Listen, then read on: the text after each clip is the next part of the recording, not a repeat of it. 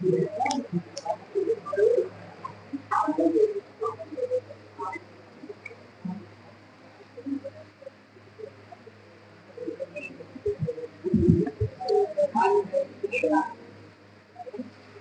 बताओ भाई, कक्षीय वेग पलायन वेग का कितना गुना होती है?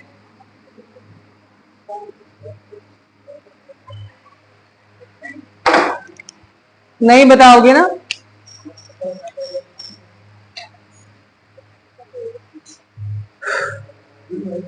देखो, एक रिलेशन था दोनों में, पलायन वेग और कक्षीय वेग दोनों में रिलेशन था। कक्षीय वेग v is equal to √2 v naught, यही था ना? हमने आपसे बोला है कि कक्षीय वेग पलायन वेग का कितना गुना है, तो इसको अकेला कर लो, इसके साथ जो वैल्यू है दूसरे साइड भेज दो। अगर आपसे हम पूछते कि पलायन वेग कक्षीय वेग का कितना गुना है, तो इसको अकेला कर लो, अकेला ऑलरेडी है। कितना गुना है? √2 गुना है। लेकिन अभी हमने पूछा आपसे कि कक्षीय वेग v नॉट पलायन वेग का कितना गुना होगा, √2 इधर ले आओ, तो 1/√2 गुना हो जाएगा। ठीक है, इसको ध्यान रखना, नोट कर ले इसको भी। अब हम बात करते हैं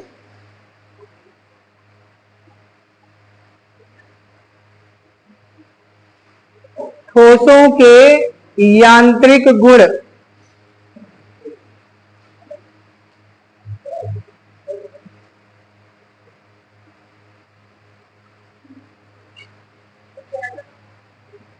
मैकेनिकल प्रॉपर्टीज ऑफ सॉलिड्स। हाँ, चैप्टर का नाम भी कह सकते हो, चैप्टर भी, यहां से टॉपिक चेंज हो रहा है।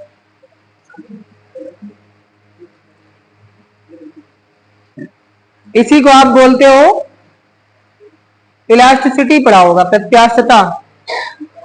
लेकिन यहां पे हमें जो पढ़ना है वो सॉलिड की मैकेनिकल प्रॉपर्टीज पढ़नी है। तो सबसे पहले आप बताएं मैटर की कितनी स्टेट होती हैं, पदार्थ की कौन कौन सी। चलो कोई बताए पदार्थ किसे कहते हैं, व्हाट इज मैटर। फिर से बोलो।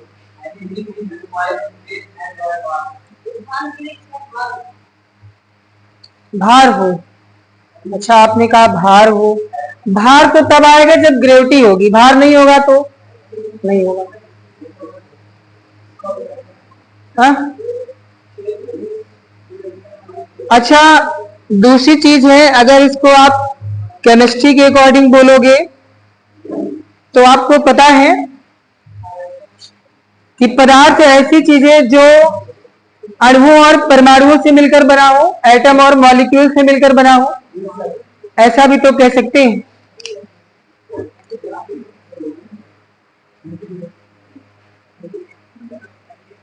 अणुआ परमाणु से जो बना हो वो क्या होगा, पदार्थ होगा। ये सब चीजें बहुत छोटी छोटी क्लास में आपने पढ़ी होंगी, पदार्थ क्या होता है, अणु क्या होता है, परमाणु क्या है। बताओ, आप बताओ, अणु किसे कहते हैं? हाँ, एक प्रकार के परमाणुओं से मिलकर बने होते हैं। और कोई कुछ बताएगा? क्या इन्होंने सही बताया है? जिसको लगता है गलत है वो बताए। इन्होंने बोला है कि एक ही टाइप के एटम से मिलकर जो बनेगा वो मॉलिक्यूल होगा। कोई बताएगा या इसमें सुधार करेगा? दो या दो से ज्यादा। अभी आपकी बात इन्हीं के आंसर में टिकी हुई है।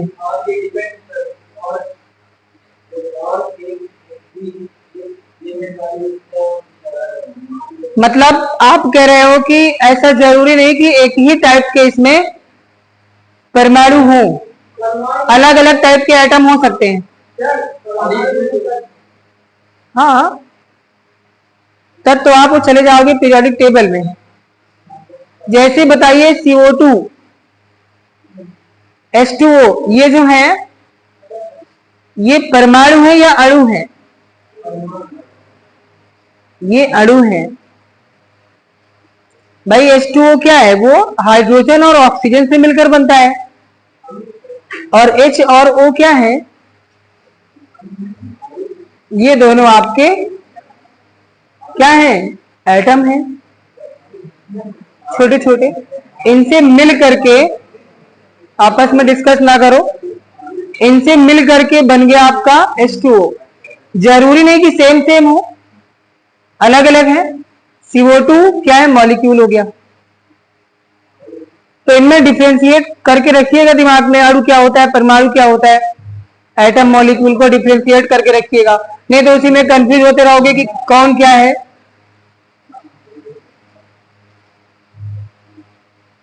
चलो अच्छा, बहुत हंस लिए। बताओ एक क्वेश्चन, H2 और 2H में क्या डिफरेंस है?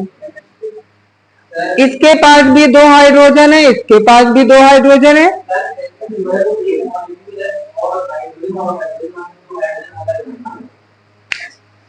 ये एक मॉलिक्यूल है, बट ये एक एटम में काउंट होगा। इतना डिफरेंस है, समझ गए? ये छोटी छोटी चीजें अगर ऐसी पेपर में लिख दी जाए, बताओ इन दोनों में क्या अंतर है। हमको लगता है आधे से ज्यादा लोग क्वेश्चन नहीं कर पाएंगे, जबकि बहुत बेसिक है। इतना बेसिक नीट जेईई के एग्जाम में नहीं आना चाहिए। अभी इसमें भी फंस जाएंगे। NH3 और NH4, इनमें क्या डिफरेंस है? NH3 और NH4 में क्या डिफरेंस?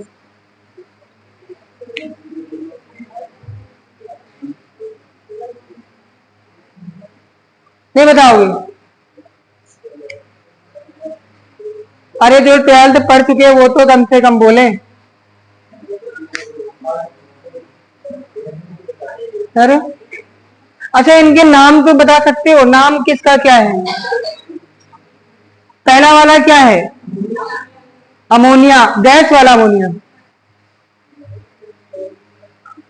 और NH4 क्या है?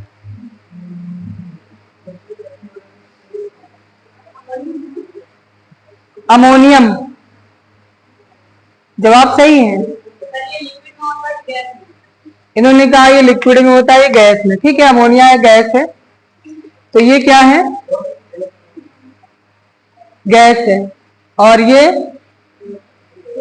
लिक्विड। एक ये भी आप बोल सकते हो, ये एक तरह से आयन होता है। ये किसी के मॉलिक्यूल के साथ लगता है, ऐड होगा। जैसे अमोनियम हाइड्रोक्साइड बनता है ना, ऐसे OH के साथ लगेगा तो अमोनियम हाइड्रोक्साइड बना देगा। तो एक तरह से क्या है? आयन भी है। हाँ, तो ये भी ध्यान रखिएगा। खैर, केमिस्ट्री में नहीं जाएंगे, नहीं तो हम केमिस्ट्री शुरू कर देंगे हमको लगता है। तो अभी फिजिक्स में रहने दीजिए।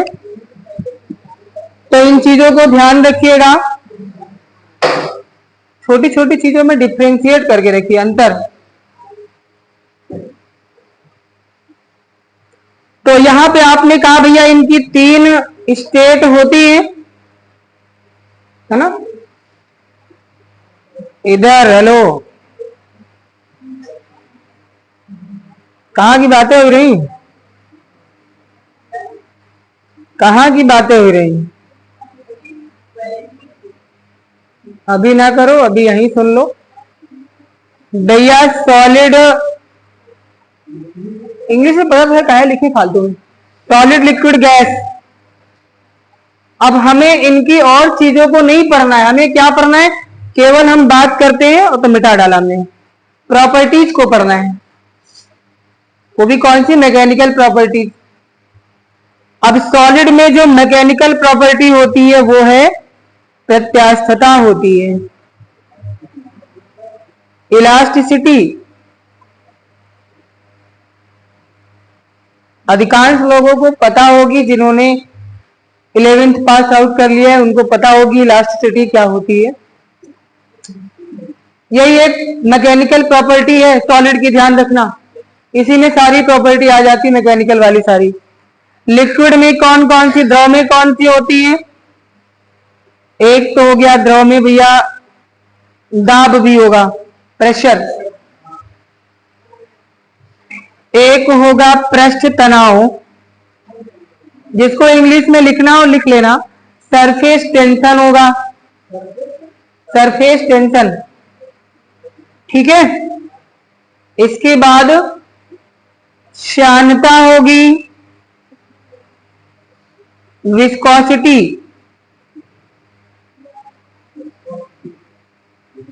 विस्कोसिटी मालूम है कि लिक्विड जितना ज्यादा गाढ़ा होता है उसकी विस्कोसिटी उतनी ज्यादा होगी, यानी लिक्विड के गाढ़ेपन को ही हम श्यानता कहते हैं, विस्कोसिटी कहते हैं। और बताइए और क्या होगा इसमें? केशिकात्व होगा, केशिकात्व यानी कैपिलरिटी। कैपिलरिटी की कंडीशन, कैपिलरिटी क्या होती है? आपने देखा होगा, अब तो खैर नहीं, लेकिन पहले के टाइम पे, आज से लगभग 20-25 साल पहले आपके घरों में लाइट नहीं थी तो लालटेन में आपने पढ़ाई की होगी, हो सकता है ना की हो, तो हमें बचपन समय यहाँ लाइट थी। लेकिन जो लोग गांव से बिलोंग करते हैं, अभी हो सकता है उनके यहाँ जल्दी लाइट आई हो, लेकिन अभी आपकी ज्यादा एज कहाँ हुई, 20 साल पूरे नहीं हुए होगी अभी, तो तब तक तो लाइट आपके आ रही है। तो जब लाइट नहीं थी आपने लालटेन में पढ़ाई किया, और वो दिया जलाई होगी, जिसको कहीं पर ढिबरी बोलते हैं, नाम सुना ढिबरी? ढिबरी नाम सुना होगा। एक चैप्टर है हिंदी में पंचलाइट। अच्छा आप सोचिए, आपने देखा है पंचलाइट?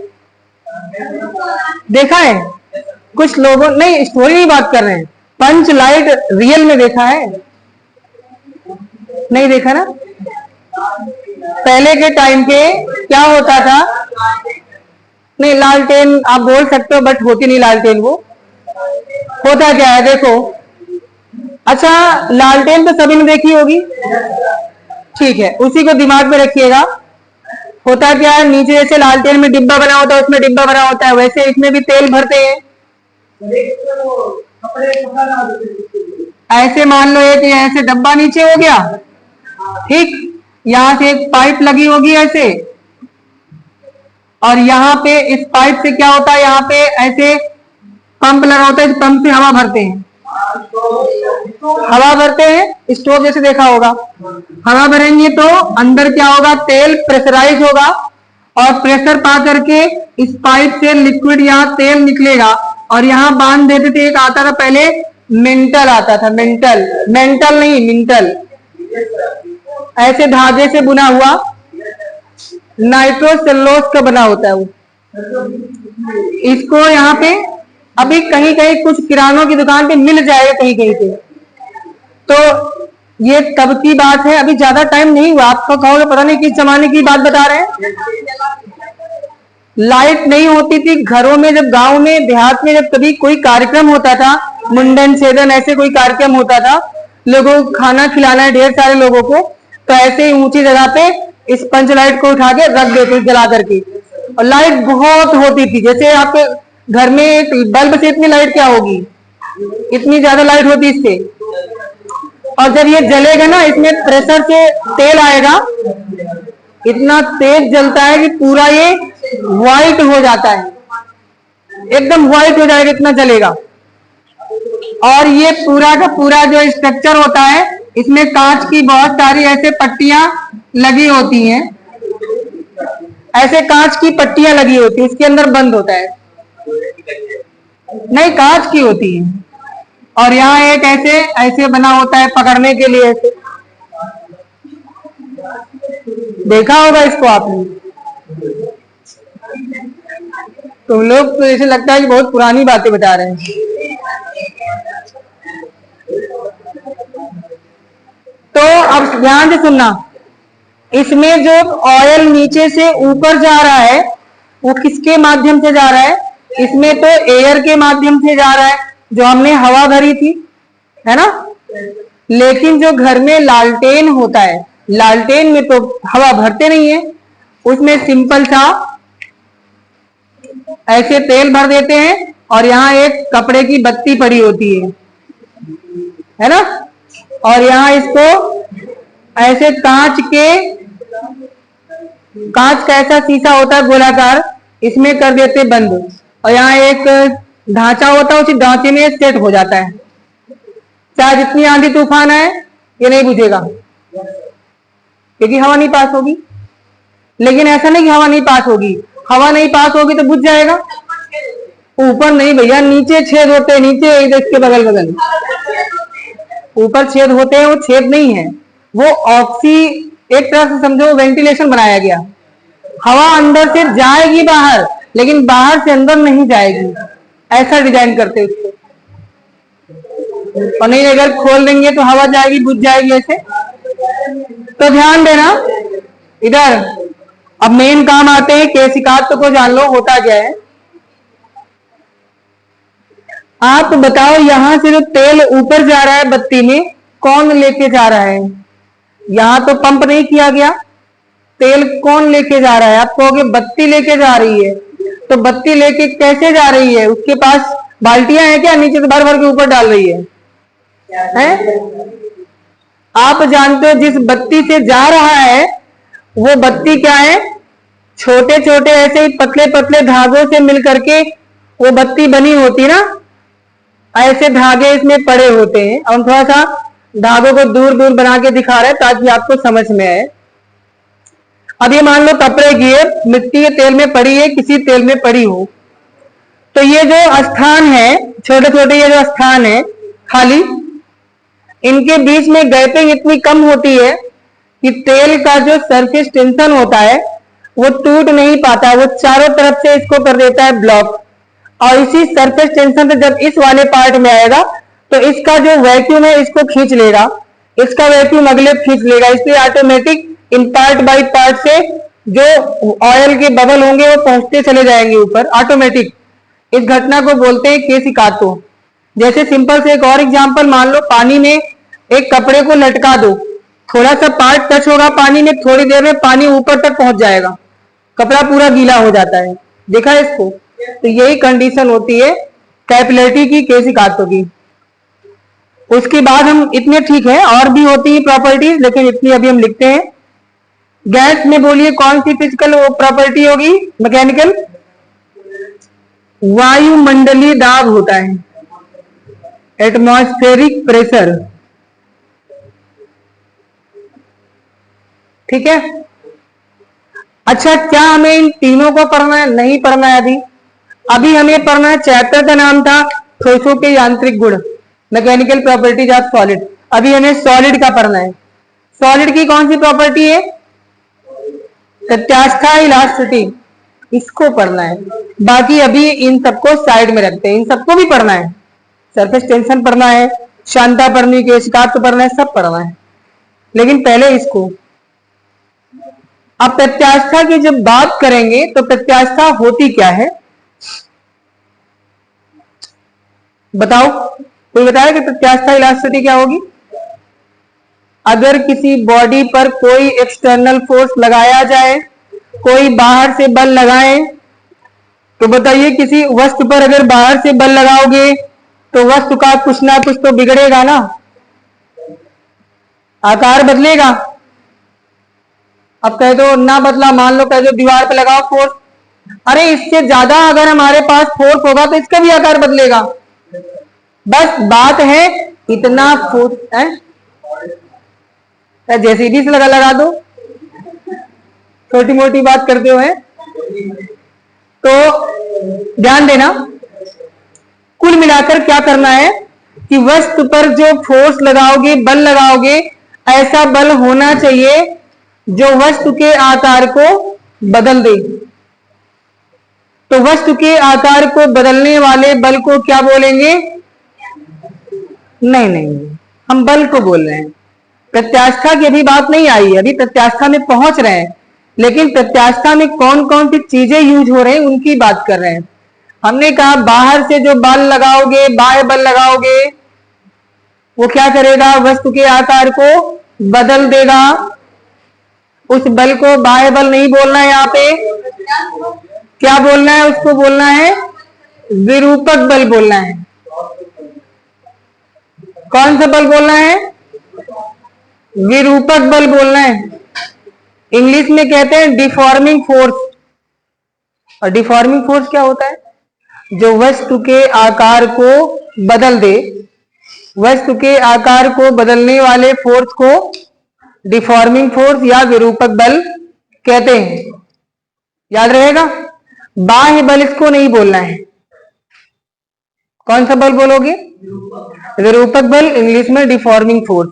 डिफॉर्मिंग का मतलब है जो किसी भी ऑब्जेक्ट के फॉर्म को चेंज कर दे, आकार को बदल दे, रूप को बदल दे, वो कौन सा होगा? Deforming force.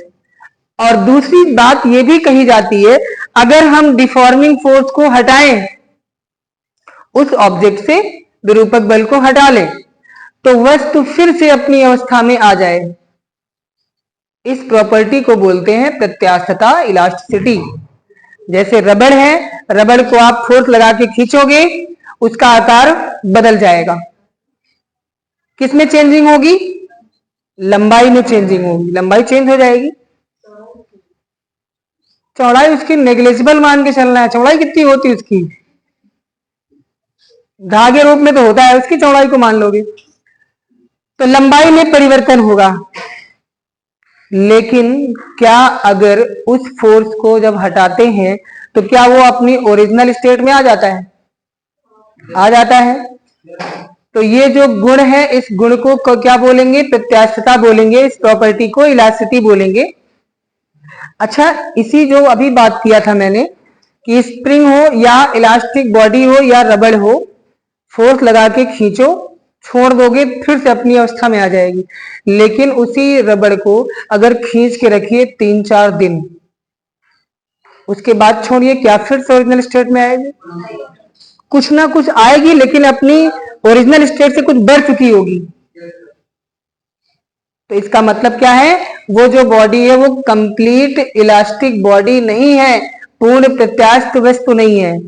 पूर्ण प्रत्यास्थ वस्तु वो होगी कि जिस पर फोर्स लगाओ उसका आकार बदल जाए और बाह्य बल हटाने पर, विरूपक बल हटाने पर कंप्लीट अपनी ओरिजिनल शेप में आ जाए, उसको बोलते हैं पूर्ण प्रत्यास्थ।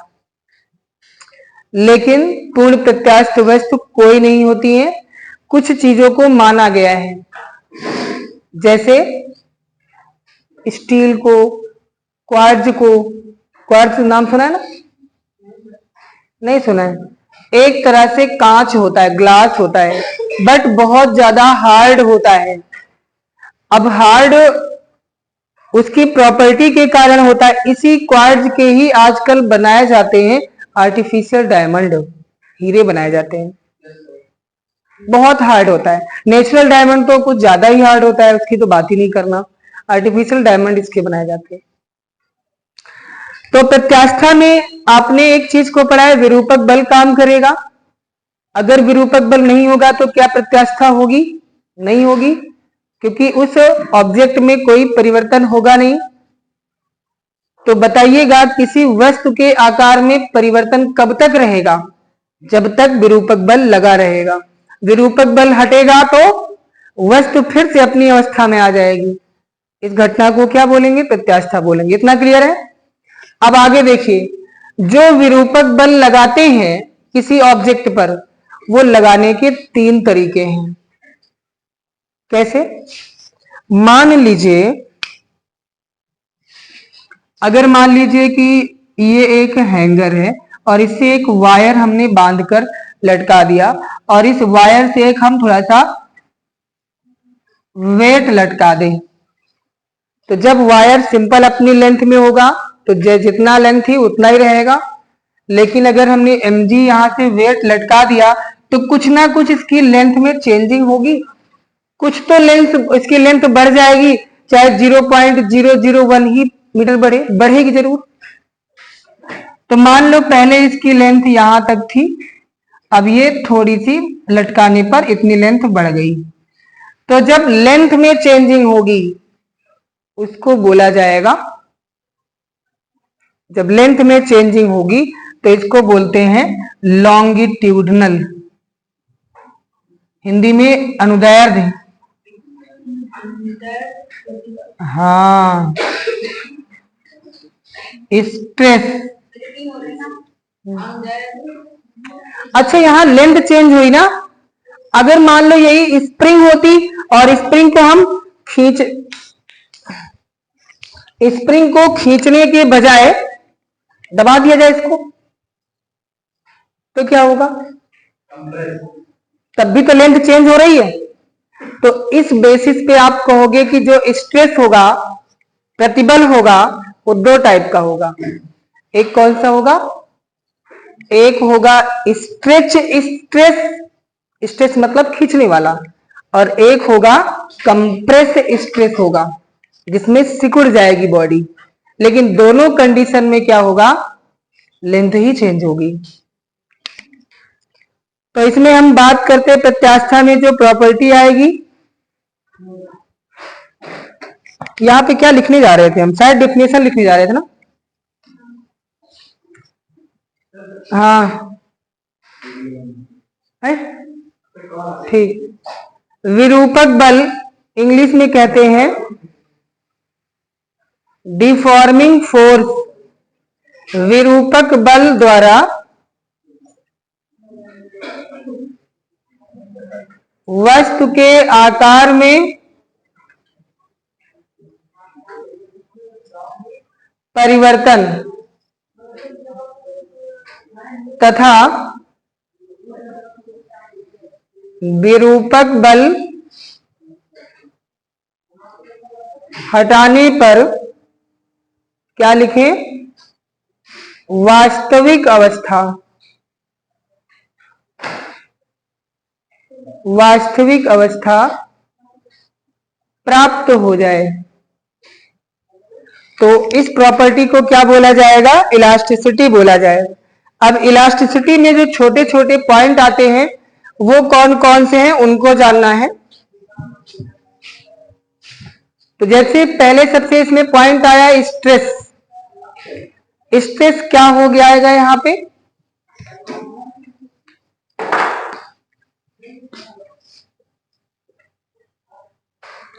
स्ट्रेस यानी प्रतिबल। प्रतिबल यानी कि बल के अपोजिट डायरेक्शन में जो लगेगा फोर्स, इसको लिखोगे force on per unit area. क्या बोला है? एकांक क्षेत्रफल पर जो लगने वाला फोर्स होगा वही क्या होगा? प्रतिबल होगा। हिंदी में लिख लोगे ना, एकांक क्षेत्रफल में लगने वाला बल प्रतिबल कहलाएगा। अब इसके बेसिस पे जो फोर्स लगा है, इसके बेसिस पे ये तीन टाइप का होगा। कौन कौन सा? एक होगा अनुदैर्ध्य प्रतिबल होगा, इंग्लिश में बोलेंगे लॉन्गिट्यूडनल स्ट्रेस। क्या होगा? जब बोला जाएगा, अगर मान लीजिए किसी भी अनुदैर्ध्य प्रतिबल, डायरेक्ट फार्मूला लिख दें, सिंपल सा वही बात होगी, एकांक क्षेत्रफल पर लगने वाला बल हो जाएगा। दूसरा कौन सा होगा? बोलो। अगर ना बोले तो नहीं लिखोगे। अनुदैर्ध्य प्रतिबल के बाद है, छुपी जा रही है पीछे, अभिलंब प्रतिबल। अगला स्पर्श रेखीय प्रतिबल। ये कब मिलते हैं इनको जानना है। अनुदैर्ध्य प्रतिबल तो मालूम हो गया, जब किसी भी वस्तु पर बल लगाया जाए लेकिन लंबाई की दिशा में लगाया, जैसे ये है, इस पर फोर्स चाहे हम खींचने की डायरेक्शन में लगाएं और चाहे इसको कंप्रेस करने की डायरेक्शन में लगाएं, लेकिन फोर्स लगना चाहिए लेंथ की डायरेक्शन में, तो क्या होगा? अनुदैर्ध्य प्रतिबल हो। अगर आपको लगता है कि समझ में नहीं आएगा, भूल जाएंगे, फोर्स इन नहीं ऐसा देखो, फोर्स टूवर्ड्स लेंथ, लंबाई की दिशा में फोर्स लगेगा। अगला वाला कौन सा होगा? अभिलंब प्रतिबल। अब आप बताओ, अगर किसी वस्तु पर हम लंबवत फोर्स लगाएं, पूरा जैसे सरफेस हो गया, इस पर सीधा परपेंडिकुलर बल लगाएं, तो लंबवत जो बल लगाओगे उसको बोलते हैं प्रेशर बोलते हैं। अभिलंब प्रतिबल में क्या आएगा? प्रेशर। अभिलंब प्रेशर प्रतिबल का मतलब हो गया प्रेशर से। तीसरा क्या है? स्पर्श रेखीय। अभी इसके बाद ऐसा करते हैं, तीनों के बना देंगे फिगर, तो देख के समझ में आ जाएगी किसमें कैसा लगेगा फोर्स। स्पर्श रेखीय प्रतिबल। अब ध्यान देना, इधर तो हो गया ना ये।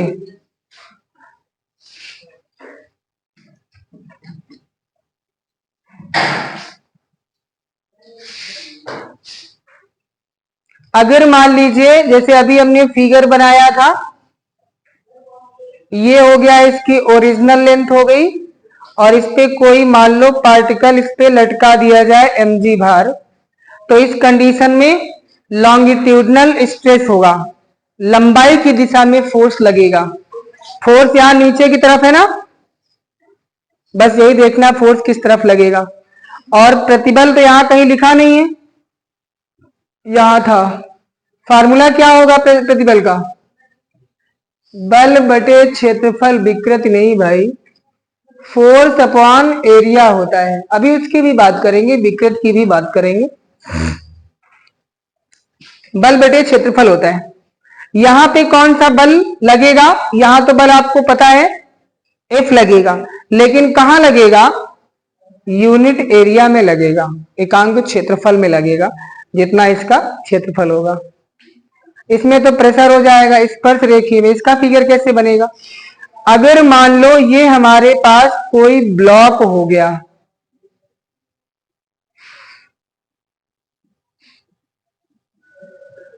और ब्लॉक पर अगर मान लो ऐसे फोर्स लगाया जाए, सीधा ऊपर से उसी पर फोर्स लगा रहे हैं। ये सरफेस हो गया, सरफेस पर एक ब्लॉक रखा है और यहां पे इस पे लगाया जा रहा है फोर्स, सीधा लंबवत 90 डिग्री पे। तो ये फोर्स किसका काम करेगा? प्रेशर का काम करेगा। यही फोर्स क्या होगा? कन्वर्ट हो जाएगा प्रेशर में। इसमें इस वाले नाम में किस कंडीशन में फोर्स लगेगा? जैसे मान लीजिए कि आप एक सरफेस पर ये रखा है ब्लॉक, ये मान लो रखा है, और यहां से कोने पर किसी ने फोर्स लगाया, कहीं पर नहीं, कहां लगाया? एक कॉर्नर पे फोर्स लगाया गया। तो आपको पता है जब यहां से फोर्स लगेगा तो ये वाला ऊपर वाला हिस्सा क्या होगा? वो अंदर की ओर दब जाएगा। तो इसका स्ट्रक्चर कुछ ऐसे बन जाएगा।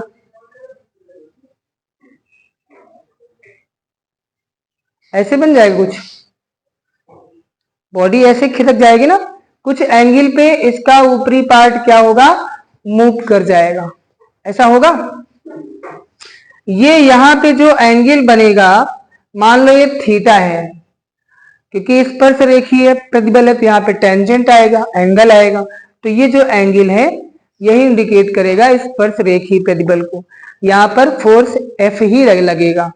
बस देखना ये है, अगर मान लो इसकी लेंथ L थी, तो यहाँ पे जो चेंज हो गया है इतना, जो इसकी लेंथ चेंज हो गई, इसको हम मान लेते हैं डेल्टा एक्स।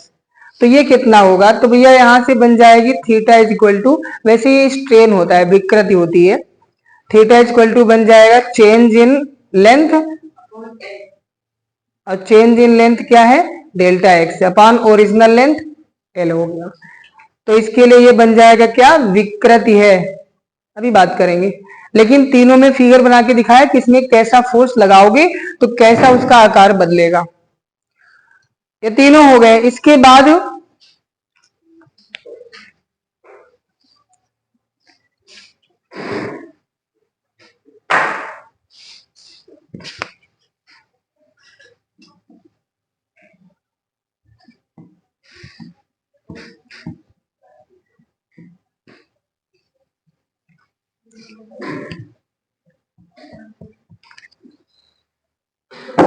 लाइट कहाँ चली गई भाई?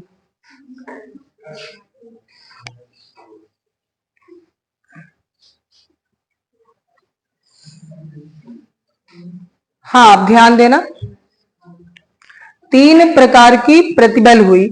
अब आपको पता है 3 प्रकार से फोर्स लगा तो वस्तु का आकार भी तो 3 तरह से बदलेगा, तो विकृति आ जाएगी। विकृति का मतलब होता है बिगड़ जाना, स्ट्रेन बोलते हैं। विकृति का मतलब क्या होता है? आकार का बिगड़ जाना। मीन्स क्या होता है इंग्लिश में? डिफॉर्मिंग, डिफॉर्मिंग ऑफ शेप, आकार का बदल जाना क्या हो जाएगा? विकृति हो जाएगी। अब इस आधार पे आप यहां पे देखोगे, अगर हम विकृति का नॉर्मल फार्मूला बनाएं, जनरल फार्मूला जिसको बोलते हैं, तो क्या बनेगा? तो यहां आएगा change in dimension, change in dimension. अब डायमेंशन का मतलब ये नहीं कि जो आपने डायमेंशन पीछे पढ़ा है, डायमेंशन का मतलब होता है कि जो बॉडी लिया है उसकी जो लेंथ, ब्रेड्थ, हाइट होती है, इनको भी डायमेंशन बोलते हैं। और अपॉन में क्या होगा? ओरिजिनल, ओरिजिनल डायमेंशन क्या होगी वो लिख देना है। तो यहां से फार्मूला बनाएंगे विकृति का। अब प्रतिबल के अकॉर्डिंग यहां विकृतियां 3 टाइप की हो जाएंगी, उन्हीं को हमें देखना है। तो जब अनुदैर्ध्य प्रतिबल होगा, आप लंबाई की दिशा में लगाओगे बल, तो विकृति कैसी होगी? तो लंबाई की दिशा में भी परिवर्तन होगा, और तो किसी तरह नहीं होगा। तो यहां पे जब लंबाई की दिशा में ही विकृति होगी तो अनुदैर्ध्य विकृति कहलाएगी वो। लॉन्गिट्यूडनल स्ट्रेन लिख लोगे, ठीक। तो इसका फार्मूला क्या बनेगा? यहीं से मान लो ये एल इसकी ओरिजिनल लेंथ थी, और जब फोर्स हमने लगाया नीचे की ओर, तो सपोज दैट इसमें डेल्टा एल, मान लो इसकी लेंथ डिफॉर्म हो गई, चेंज हो गई, बढ़ गई, तो क्या होगा? डेल्टा एल बाई एल हो जाएगा। इसी से चेंज इन डायमेंशन, तो कितनी डायमेंशन चेंज हुई है? डेल्टा एल, और नीचे ओरिजिनल लिखना है, तो ये अनुदैर्ध्य विकृति में आ जाएगा। इसके बाद है आयतन विकृति। आयतन विकृति का मतलब हो जाएगा वॉल्यूमेट्रिक स्ट्रेन। हमने यहां पे वॉल्यूम स्ट्रेन लिखा है। वॉल्यूम क्यों आता है? सेकंड वाली स्ट्रेस कौन सी थी? अभिलंब है, प्रतिबल है। अगर किसी ऑब्जेक्ट पर आप परपेंडिकुलर फोर्स लगाओगे तो उसकी लेंथ, ब्रेड्थ, हाइट सब चेंज हो जाएंगी, यानी क्या होगा? उसका आयतन चेंज होगा, वॉल्यूम चेंज होगा। जब लेंथ, ब्रेड्थ, हाइट तीनों चेंज हो जाए तो वॉल्यूम बनता है ना उससे, तीनों से मिलकर के, तो वहां पे वॉल्यूम में चेंजिंग आ जाएगी। तो इसका फार्मूला क्या बन जाएगा? चेंज इन वॉल्यूम अपॉन में इनिशियल वॉल्यूम हो जाएगा, ये बन जाएगा फार्मूला। तीसरा कौन सा होगा? जब आप किसी एंगल पर फोर्स लगाए थे और बॉडी में डिफॉर्मिंग जो है किसी एंगल पर हुई है, तो यहां पर उत्पन्न होने वाले विकृति को बोलते हैं अपरूपक विकृति। अपरूपण लिखिए इसको, मतलब ये रूप बदलता है। अपरूपण विकृति इंग्लिश में कहते हैं सियरिंग स्ट्रेन। यहां पे क्या होगा? इसको हम थीटा से इंडिकेट करेंगे। अगर कुछ ना समझ में आए तो थीटा ही लिख देना, लेकिन फार्मूला क्या बनता है इसके अकॉर्डिंग? Change in dimension. तो वहां पे अगर लेंथ एल थी तो मान लेते हैं वहां पे डेल्टा एक्स डिस्टेंस चेंज हो गई थी बॉडी की एक तरफ लेंथ, अपॉन में ओरिजिनल लेंथ आप लिख लोगे, तो इस तरह से बन जाएगा। अपरूपण विकृति का फार्मूला हो गया। अब प्रतिबल और विकृति जब हो जाते हैं तो इनके आधार पर आता है हुक्स लॉ, पता है हुक का नियम है? पूछे ना, कह रहे हो पूछिएगा नहीं है। हुक्स लॉ क्या होता है? तो हुक तो एक साइंटिस्ट का नाम है। अब हुक वो बात समझ लेना कि जो कपड़े में लगता है हुक कह दो, वो वाला हुक है। हुक एक साइंटिस्ट थे, उन्होंने बताया था कि अगर मान लो, ध्यान से सुनना क्योंकि प्रत्यास्था से ही सब जुड़ी चीजें हैं, और जहां पर बहुत थोड़ी सी चीज में डिफरेंस आता है वहां पे समझना मुश्किल होता है। अब मुझे बताना, अगर मान लो ये इलास्टिक बॉडी है, वास्तव में है, अगर इसको हम खींचेंगे तो इसकी लेंथ कुछ ना कुछ चेंज होगी। कहां तक चेंज होगी? इसको खींचते जाएंगे क्या खींचती चली जाएगी? जैसे मान लो आपके पास इलास्टिक हो, रबर हो, आपके पास हेयर बैंड हो, उसको खींचते जाओ, फोर्स लगाओगे, जैसे जैसे फोर्स बढ़ाते जाओगे वैसे वैसे उसमें विकृति आती जाएगी। कहां तक जाएगी? क्या खींचते जाओगे? बढ़ती जाएगी। एक तो स्टेज आएगी जिस स्टेज के बाद वो खींचना बंद हो जाएगी, और जहां के बाद खींचना बंद हो जाए वो होती है लिमिट ऑफ इलास्टिसिटी, प्रत्यास्थता की सीमा। उससे बाहर फोर्स लगाओगे तो इलास्टिसिटी की सीमा टूट जाएगी और बॉडी क्या होगी? हमेशा के लिए डिफॉर्म हो जाएगी, फिर कभी अपनी ओरिजिनल शेप में नहीं आएगी। होगा ऐसा? तो इन्होंने बोला है कि अंडर लिमिट ऑफ इलास्टिसिटी, प्रत्यास्थता की सीमा के भीतर, यानी किसी ऑब्जेक्ट में जब तक प्रत्यास्थता की सीमा हो, प्रत्यास्थता की प्रॉपर्टी हो, उस समय किसी वस्तु पर लगाया गया जो प्रतिबल होगा वो विकृति के समानुपाती होता है। और ये बात आपको पता है। अब हमने प्रतिबल विकृति का नाम लिया, थोड़ा सा आपको अटपटा लगा होगा, लेकिन ये बात आपको पता है, अगर किसी बॉडी पर जैसे जैसे फोर्स बढ़ाते जाएंगे विकृति वैसे वैसे बढ़ती जाएगी, यानी कि वस्तु के आकार में वैसे वैसे परिवर्तन होता चला जाएगा। जितना फोर्स बढ़ाओगे आकार में परिवर्तन उतना ज्यादा होगा। तो यही इन्होंने बोला है कि stress is directly proportional to strain. लेकिन ये कब होगा? अंडर लिमिट ऑफ इलास्टिसिटी, यानी प्रत्यास्था की सीमा के भीतर ये कंडीशन होगी। अगर आप 11th में हो और एक स्कूल में नोट्स बनवाई गई, उसमें लिखवाया गया हो उसका नियम बढ़िया अच्छे खासे लैंग्वेज में, और आपको याद नहीं होता है, इतना लिख लो याद हो जाएगा। क्या कैसे याद हो जाएगा? ये क्या लिखा है? Under limit of elasticity, Hindi में क्या होगा? प्रत्यास्था की सीमा के भीतर, ये होगा ना। क्या लिखा है? प्रतिबल विकृति के अनुक्रमानुपाती या समानुपाती। नियम बन गया, प्रत्यास्था की सीमा के भीतर किसी वस्तु में उत्पन्न प्रतिबल विकृति के समानुपाती होता है। हुक का नियम हो गया इतना। अब यहां से अगर हम स्ट्रेस और स्ट्रेन के साथ में ये प्रोपोर्शनल साइन को हटाएं तो क्या आता है? एक कांस्टेंट आता है।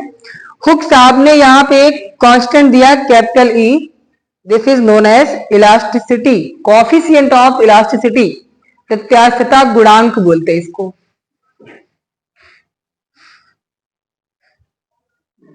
तो बताइए यहां से E इज इक्वल टू क्या हो जाएगा? प्रतिबल बटे यानी स्ट्रेस अपॉन स्ट्रेन। ठीक है, तो ये भैया ध्यान रखना। और E क्या है? प्रत्यास्थता गुणांक है, कोएफिशिएंट ऑफ इलास्टिसिटी है। तो इंग्लिश में भी लिख लेना आप, इलास्टिसिटी हो गया। इतना क्लियर है? अब जब हुक साहब ने बता दिया कि प्रत्यास्था की सीमा के भीतर अगर प्रतिबल जो होगा वो विकृति के समानुपाती हो जाएगा। यहां पे इन्होंने फार्मूला एक बना डाला, is equal to stress upon strain. तो लोगों ने कहा इनसे कि भैया प्रतिबल 3 टाइप की होती है। तो इन्होंने कहा हमसे क्या मतलब है, हमने बताया कि प्रतिबल विकृति के समानुपाती होगा। अगर प्रतिबल 3 प्रकार के होते हैं, विकृति 3 प्रकार के होते हैं, तो प्रत्यास्था गुणांक भी 3 प्रकार का हो जाएगा। किसके आधार पर हुआ? 3 प्रकार का प्रतिबल और विकृति के आधार पर प्रत्यास्था गुणांक 3 प्रकार का होगा। पहला कहां लिखे? इधर लिखे, इधर इसको मिटा दे, ऊपर वाला पूरा मिटा दे। अभी मान लो इधर कोई लिख रहा होगा,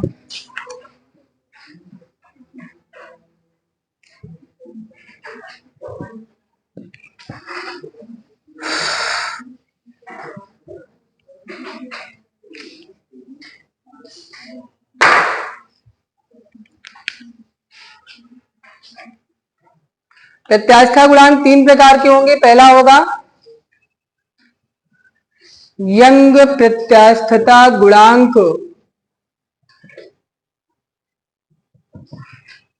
इंग्लिश में क्या बोलेंगे? Young modulus. इसको भैया कैपिटल वाई से इंडिकेट करते हैं।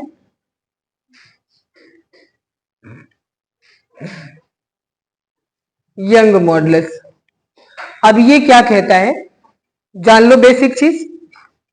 यंग साहब ने बोला है कि अगर किसी भी ऑब्जेक्ट पर, अगर किसी ऑब्जेक्ट पर आप लॉन्गिट्यूडनल फोर्स लगाओगे, यानी वहां पे अनुदैर्ध्य विकृति होगी, तो अनुदैर्ध्य प्रतिबल लगा होगा, तभी अनुदैर्ध्य विकृति आएगी। और अनुदैर्ध्य की घटना तब आएगी जब फोर्स लेंथ में लगा होगा, यानी वो फोर्स, डिफॉर्मिंग फोर्स क्या करेगा? लंबाई में परिवर्तन करेगा। अगर आपको बनाना है तो दोबारा फिगर बना सकते हो। ये वायर है, इसकी लेंथ L हो गई, और मान लो यहां पे फोर्स आपने लटकाया mg, तो इसकी लेंथ चेंज हो गई डेल्टा L, और mg इस पे हमने फोर्स लगाया था नीचे की तरफ। तो इसमें आप बताइए प्रतिबल कितना होगा? प्रतिबल बल बटे क्षेत्रफल होता है। बल कितना लगाया था? मान लो F लगा है। वैसे हमारा जो फोर्स था वो mg था, वेट था। और कितना एरिया? मान लो ए एरिया पर लगा, फोर्स अपॉन एरिया हो गया, जो बेसिक फार्मूला उसको लगाया। अब भैया हम अपने फिगर को देख लेते हैं, हमने फिगर पे कैसे कौन सा फोर्स लगाया। तो फोर्स कितना है यहाँ पे? mg है। और फोर्स जहां पे लगाया उसका एरिया कितना है? तार का एरिया कितना होगा? तार कैसा होता है आकार में? बेलनाकार होता है। बेलन का क्षेत्रफल पाई आर स्क्वायर। आर क्या है? तार की त्रिज्या हो गई, रेडियस हो गई। स्ट्रेन विकृति कितनी होगी? अब विकृत तो आपको मालूम है, strain delta L by L होगा, लेंथ में चेंजिंग हो रही। विकृति का फार्मूला बताया ना, चेंज इन लेंथ अपॉन में ओरिजिनल लेंथ। तो ये बन जाएगा स्ट्रेन। इसलिए यंग प्रत्यास्था गुणांक, यंग मॉडुलस क्या होगा? फार्मूला होता है, पूरा आप लिख सकते हो, पूरा हम लिखने नहीं जा रहे। अब पूरा लिखोगे तो यहां होगा अनुदैर्ध्य प्रतिबल, और ये कौन सी विकृति होगी? अनुदैर्ध्य विकृति। अब यहां पूरा फार्मूला लिखोगे, अनुदैर्ध्य प्रतिबल बटे अनुदैर्ध्य विकृति। क्योंकि कोई भी प्रत्यास्था गुणांक होगा, फार्मूला क्या बनेगा? प्रतिबल बटे विकृति। अब यहां पे यंग आया है, तो यहां पे प्रतिबल कौन सा होगा? अनुदैर्ध्य प्रतिबल होगा, और नीचे अनुदैर्ध्य विकृति होगी। अनुदैर्ध्य प्रतिबल लॉन्गिट्यूडनल स्ट्रेस कितना है? mg बाई, और अपॉन में अनुदैर्ध्य विकृत लॉन्गिट्यूडनल स्ट्रेन कितना है, डेल्टा एल अपॉन एल, उलट के चला जाएगा ऊपर। तो भैया ये हो गया फार्मूला। यहां से क्वेश्चन बहुत सारे बनते हैं, छोटे छोटे क्वेश्चन। कैसे कैसे बनेगा, एक ट्रेलर लेना हो तो देख लो। अगर मान लो बोला जाए किसी वस्तु पर, किसी वस्तु का द्रव्यमान नियत हो, चेंज ना हो, और बोला जाए उसकी लंबाई कुछ आपको दे दी जाए, या बोला जाए कि उसकी त्रिज्या को 2 गुना कर दिया जाए, या त्रिज्या को आधा कर दिया जाए। त्रिज्या बढ़ाओगे यानी क्षेत्रफल उसका बढ़ रहा है, और त्रिज्या उसकी घटाओगे, त्रिज्या आधी कर दिया यानी उसकी लंबाई बढ़ रही है। तो हमें क्या करना है, लंबाई बढ़ाना है ना इसमें। तो यहां पे क्या होगा, त्रिज्या अगर आधी करोगे तो बोलेगा यंग प्रत्यास्थता गुणांक कितना होगा, बताओ। नहीं से बोलो ना, बाकी चीजों को कांस्टेंट ले लो। त्रिज्या अगर आधी होगी तो यंग प्रत्यास्थता गुणांक, अरे 1/2 का यहां रखोगे, स्क्वायर होगा 1/4, 4 उलट के ऊपर आ जाएगा, तो प्रत्यास्थता गुणांक 4 गुना हो जाएगा। ऐसे क्वेश्चन तोड़ तोड़ के सब बनते, सभी के साथ बनेगा, तो इन चीजों को ध्यान रखना। अगला हम बात करते नंबर 2। दूसरा कौन सा आएगा, कौन सा प्रतिबल कहां था, मिटा दिए, अच्छा कोई बात नहीं। अभिलंब प्रतिबल था, और बोला था कि अभिलंब प्रतिबल जब लगेगा तो विकृति कौन सी होगी, आयतन विकृति होगी। तो यहां पे जो दूसरा होता है प्रत्यास्थता गुणांक, ये होता है आयतन प्रत्यास्थता गुणांक।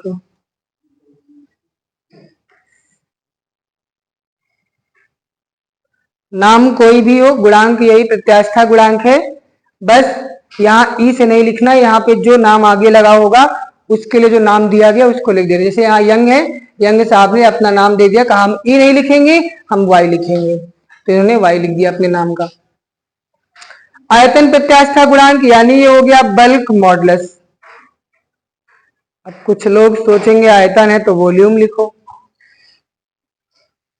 जो नाम दिया गया वो लिख रहे हैं बल्क मॉडुलस। इसमें बोला गया, थोड़ा डायरेक्ट लिखते हैं,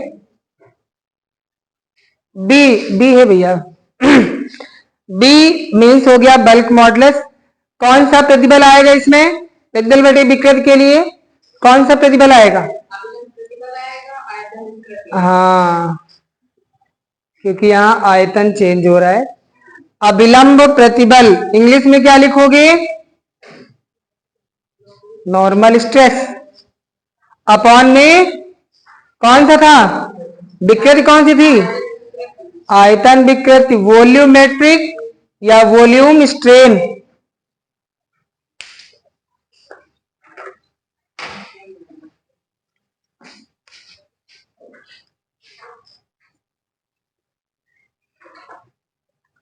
आयतन विकृति, वॉल्यूम स्ट्रेन हो गया। इसके लिए आप बताना अभिलंब प्रतिबल किसके बराबर होता है, जो बल लगाते हैं नॉर्मल, वो बोला था कि प्रेशर के इक्वल होता है, तो आ जाएगा क्या, पी। लेकिन इसमें एक खास बात होगी, जब आप प्रेशर लगाओगे, फोर्स लगाओगे नॉर्मल, तो रिजल्टेंट आप पर भी नीचे से फोर्स लगेगा, तो रिएक्शनल फोर्स के लिए यहां आ जाता है माइनस साइन। और अपॉन में क्या आएगा, आयतन विकृति का फॉर्मूला क्या था, डेल्टा वी अपॉन, तो नीचे वाला वी उलटकर ऊपर चला जाएगा, पीवी अपॉन डेल्टा वी हो गया। ये क्या आ गया है, आयतन प्रत्यास्थता गुणांक का फार्मूला हो गया, नोट कर लीजिए।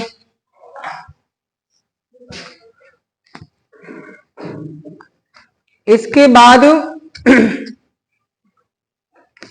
तीसरा है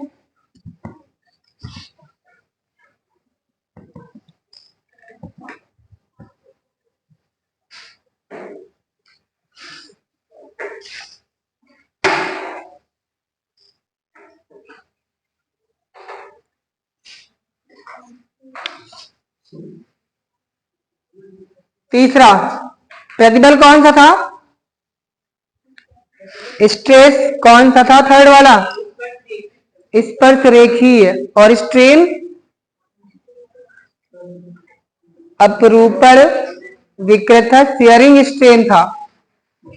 तो यहां पे इसको बोलते हैं दृढ़ता प्रत्यास्थता गुणांक। नाम से ही मालूम हो रहा है कि ये दृढ़ वस्तुओं के लिए काम करेगा। दृढ़ता प्रत्यास्थता गुणांक मीन्स क्या है? Coefficient of elasticity for rigid body के लिए आपको लिखना है, या इसको आप लिख सकते हो मॉडुलस ऑफ रिजिडिटी, जैसे इसमें मॉडुलस लिखा था, मॉडुलस ऑफ रिजिडिटी, दृढ़ता प्रत्यास्था गुणांक। इसको लिखते हैं ईटा से। तो फार्मूला यहां पे क्या बनेगा? स्पर्श रेखीय प्रतिबल। कैसे लगता है? वो फिगर बनाया था उसमें देखा होगा, किसी एंगल को चेंज कर देता है। स्पर्श रेखीय प्रतिबल इंग्लिश में बोला जाएगा टेंजेंशियल स्ट्रेस अपॉन में अपरूपण, इसको कहते हैं शियरिंग स्ट्रेन।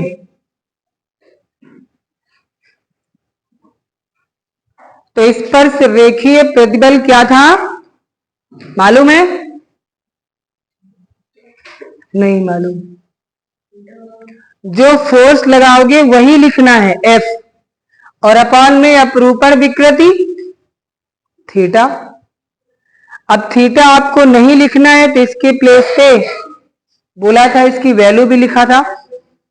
अगर डेल्टा एक्स चेंज हो रहा है तो डेल्टा एक्स बाई एल हो गया लेंथ में, और एल ऊपर हो जाएगा तो F into L upon delta x हो गया।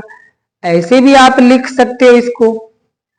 तो तीन टाइप के भैया प्रत्यास्थता गुणांक हो गए। दो छोटी छोटी हेडिंग है, लेकिन उनको लिखाना नहीं है, घर में आप पढ़ के उनको आना है, और दो चार हेडिंग हम बता रहे हैं उनको पढ़ना है, थ्योरेटिकल है। जैसे जब कोई बिल्डिंग बनती है, कोई ब्रिज बनता है, कोई मकान बनता है, कुछ भी बनता हो, कोई भी कंस्ट्रक्शन का काम होता हो, या कोई भी मेटेलिक सामान बनाई जाती हो, तो इंजीनियर लोग बता देते हैं कि भैया ये चीज इतने साल तक चलेगी। जैसे ब्रिज बना दिया कोई पुल, तो बताएंगे कि ये ब्रिज इतने साल तक चलेगा, बता देते ना। आपने इंजीनियर से डिजाइन बनवाया घर का, और उसके अनुसार आप सामान यूज कर रहे हो, तो वो बता देगा कि आपका ये मकान कितने दिन तक चलेगा, उसके बाद गिर जाएगा।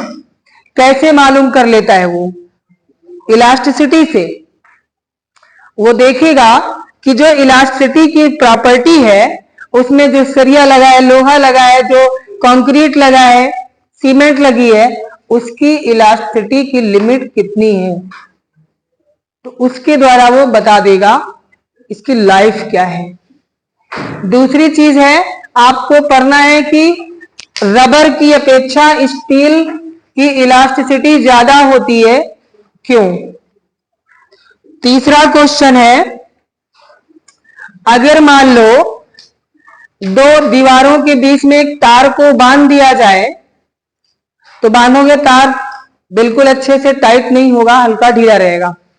लेकिन उस तार को बांधना है तो कैसे? पहले तार को गर्म कर लो। तो जब तार को हीट करोगे तो क्या होगा? उसमें लीनियर एक्सपेंशन होगा, रेखीय प्रसार पड़ा होगा। पड़ा है कि जब आप किसी मेटल को आप हीट दोगे तो वो मेटल क्या होगा? बढ़ जाएगा, उसका वॉल्यूम बढ़ जाएगा। तो यहां लेंथ में वायर है तो लेंथ उसकी बढ़ जाएगी, आराम से उसको बांधो। लेकिन तब भी क्या होगा? वायर टाइट नहीं होगा। फिर क्या होगा? उस वायर को ठंडा करना है। समझ गए? वायर को ठंडा करना है। ठंडा करने पे क्या होगा? वायर सिकुड़ जाएगा और दोनों तरफ से खिंचाव उत्पन्न करेगा तो टाइट हो जाएगा। अगर आपने नहीं देखा तो आपको बता, जैसे वो बैलगाड़ी देखा है, बैलगाड़ी के जो पहिए होते हैं लकड़ी के होते हैं, उन लकड़ी के पहियों पर देखा है एक लोहे की एक फ्रेम चढ़ी होती है, लोहे की एक, है ना। उस फ्रेम को चढ़ाते कैसे हैं, यही जो मैंने मेथड बताया। अब उसको किसने इलास्टिसिटी पढ़ाई, उसको तो नहीं पता, उसको सिर्फ इतना पता है कि गरम करके चढ़ाना है। लेकिन उससे आप पूछोगे कि गरम क्यों किया आपने, तो नहीं बता पाएगा। ये आपको पता है कि गरम किया तो जितना उस मेटल में एक्सपेंशन होना है, फैलाव होना है, फैल जाएगा। उसके बाद पहिए पर चढ़ा देना है और चढ़ाने के बाद उस पर पानी डालना है, ठंडा करना है। ठंडा करेंगे तो वो लोहा सिकुड़ जाएगा। सिकुड़ के कहां जाएगा, अंदर से पहिया लगी है लकड़ी की, उसको बिल्कुल कंप्रेस कर देगा और पहिया बिल्कुल टाइट हो जाएगा। फिर चलाओ खड़बड़ खड़बड़, कुछ नहीं होगा। इस तरह से बनती हैं चीजें। एक और देखा होगा पहले, ऐसे अब तो छत बनती है ऐसे प्लेन, पहले छत देखा ऐसे बनती थी। कुछ लोग के घरों में होंगी छत ऐसे, लेकिन उन छतों में देखा है बीच में एक रॉड पड़ी होगी और रॉड में दीवार से दोनों साइड में 2 तवा बने होते हैं ताकि दीवार को सपोर्ट रखे। उसको भी जब लगाते हैं तो उसको भी गर्म कर लेते हैं और गर्म करने की बाद लगा देते हैं। जब ठंडा होता है तो दोनों तरफ की दीवारों को खींच लेता है अच्छे से और पकड़ के रखता है ताकि जब छत का प्रेशर दीवार पे पड़ेगा तो दीवारें फैलने ना पाए, इस कारण से। और उन छत का वेट इनसे ज्यादा होता है क्योंकि पहले उसको कर्व शेप में बनाएंगे और फिर उसके ऊपर मिट्टी डालते हैं, मिट्टी भरते हैं और मिट्टी भरने के बाद जब ऊपर लेवल हो जाएगा तब उसके ऊपर कंक्रीट डाल करके उसको प्लेन करेंगे। इसीलिए वो छत जल्दी से गर्मियों में गर्मी नहीं लगती, उनमें ठंडक देती हो क्योंकि मिट्टी भरी होती हो। समझ गए। ऐसे बहुत सारे एग्जाम्पल घर से पढ़ के आना। हाँ,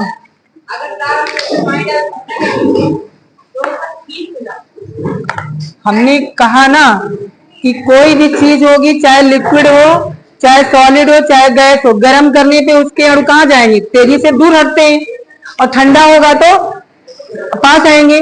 जैसे आप हो, गर्मी का टाइम है, सारी बॉडी बढ़िया आराम फैला के चलते हो, ठंडी आएगी तो ऐसे करके चलोगे, क्यों कर लेते हो। बॉडी के मॉलिक्यूल भी आपस में सिकुड़ने का प्रयास करते हैं।